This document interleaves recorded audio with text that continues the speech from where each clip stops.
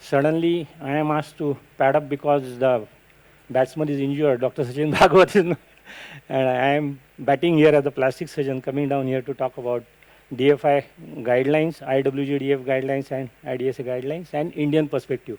So this is what I am going to talk.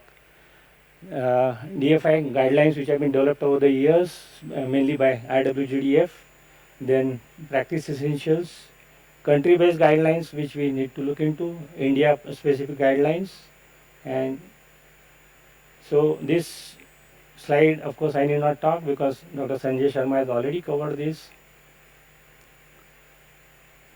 As you know, over the years, IWGDF and IDSA started producing guidelines from 2004, and then they decided to have a combined inter-society guidelines on the diagnosis of and treatment of DFI.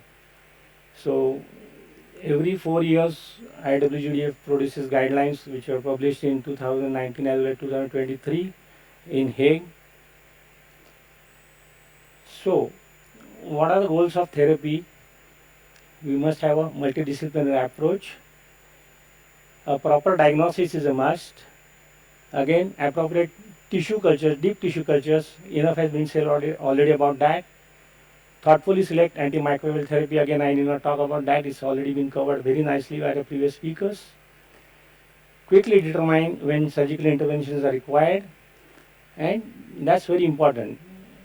If debridement is required, then debride. That's the dictum. We can't just go on with antibiotics and expect the infection to get under control. And whatever we do, of course, proper offloading is a must.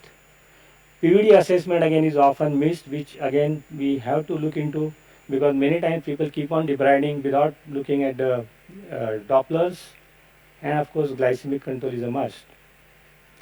Looking at the when you think there is a more serious diabetes related food infection, wound specific, when you know there is a exposed fascia, bones, tendons, or the erythema which extends beyond 2 centimeters beyond the ulcer margin, and of course local signs and symptoms of sepsis, which would include patient who is suddenly worsening with fever, chills, hypotension, then we know that this is obviously a case of severe sepsis. And many times, let me tell you, in my practice, I see that often the foot is not neglected, in the sense the physician would probably ask for malaria parasites and so many other stuff, not looking at the foot. That is something which I think all of us must remember. So coming to diagnosis, again, best practice statement, simple. Assess inflammatory biomarkers such as CRP, ASR, and ProCal. Highly elevated ESR has a sensitivity, specificity, and area under curve for a DFO, which is pretty good, 81%, 80%, and 0.84 respectively. Then again, ESR, CRP levels tend to be increasing more quickly with infection and fall more quickly. Again, significantly, ProCal is in infected DFU is more significant. Identifying the causative pathogen, again, Dr. Simantini as well as Dr. Swami has already spoken about that. So, again, in IWGDF, we talk of simple things such as probe to bone test, plain X-rays, ESR, CRP, or a ProCal. And imaging recommendations, what I have found is after adjusting our confounders, inflammatory biomarkers and plain X-rays are more useful than MRI. Of course, interpretation of plain X-rays is pretty difficult many times even for a astute clinician, and we may need advanced imaging techniques such as MRI or WBC scans or PET CT. All that we definitely take into account when we are in a doubt. Coming to treatment, general principles, use any of the systemic antibiotics. Again, both previous speakers have covered extensively on what to use and what not to use. But remember, administer antibiotic therapy for 1 to 2 weeks with patient who has a skin and soft tissue infection. These are IWGDF guidelines which have been given. After continuing the treatment, say up to 3 to 4 weeks. If the in, infection is improving, then it is fine. But if it is not resolving, then of course we have to also reassess our therapy. Choice of antibiotic regimen likely or proven causative pathogen. Now, most of our institutes will have antibiotic protocols depending on what kind of a bacterial flora we grow in the last year or so, and then depending on that, our ID specialist would tell us as to which antibiotic should be started empirically pending culture reports. Then, of course, we again, as a clinician, need to look at the severity of infection, presence of patient-related factors, history of drug allergies, drug interactions, collateral damage. Again, this chart you will easily get it from the net, from the IWGDF guidelines, so I will not dwell too much on that. But depending on whether it is mild, moderate, severe, we have to choose appropriate antibiotic. And again, when we're talking about bone and joint infections, remember, if we have resected the bone completely and gone beyond the point of osteomyelitis, or we have debrided the soft tissue, or in cultures where we still have, after resection, there is some infection still lingering in the bone, or no surgery has been done, or there is a dead bone, then obviously the antibiotic therapy is going to extend for up to 6 weeks.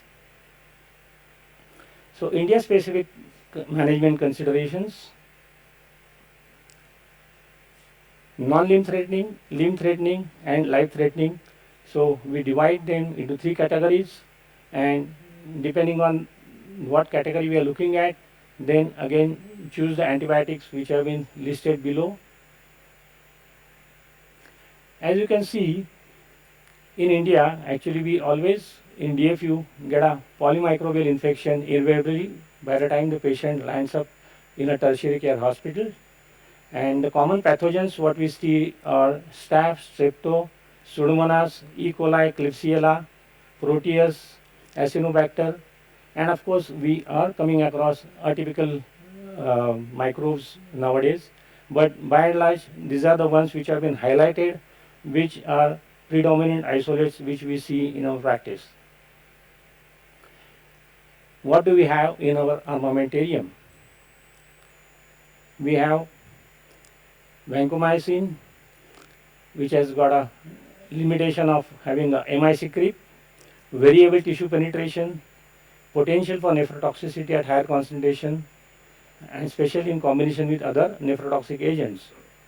We have daptomycin, again inactivated by pulmonary surfactants, potential for decreased susceptibility with increased vancomycin MIC and in H. visa.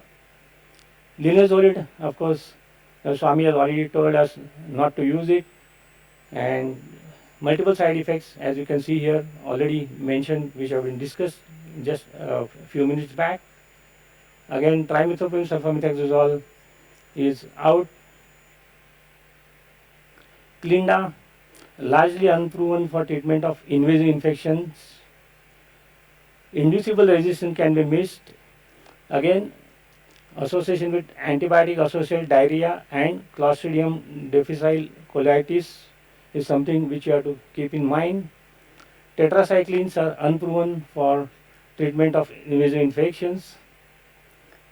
TG cycline, low serum level. We cannot use TG as a monotherapy, as we all know. We have to have it in combination with some other molecule. Quinopristine and dalfopristine, again frequent side effects like arthralgia, myalgia, intolerance, multiple drug interactions. Rifampicin, again better resort for antitubercular drug. So coming to levonorefloxacin, which has been developed in India, this was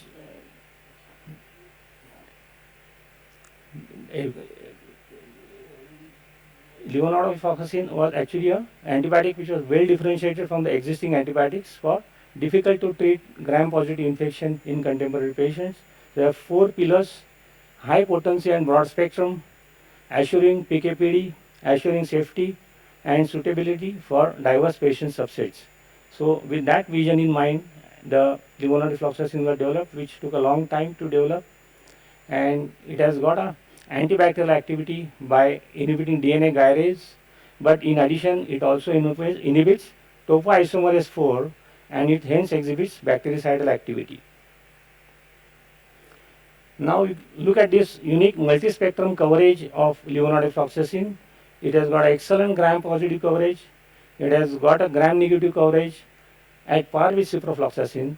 So in your micro lab, if they have not put levonorefloxacin in the disc, but you get a positivity to sensitivity to clindamycin, linezolid, ciprofloxacin, then considering their side effects and limitations, you can definitely go and use levonorefloxacin as your antibiotic of choice. Though I would recommend that you should insist in your institutes to ask them to provide the discs where you can have the specifically cultures which have been tested against levonorefloxacin. Also has a good anaerobic cover, and it is good against atypical bacteria as well.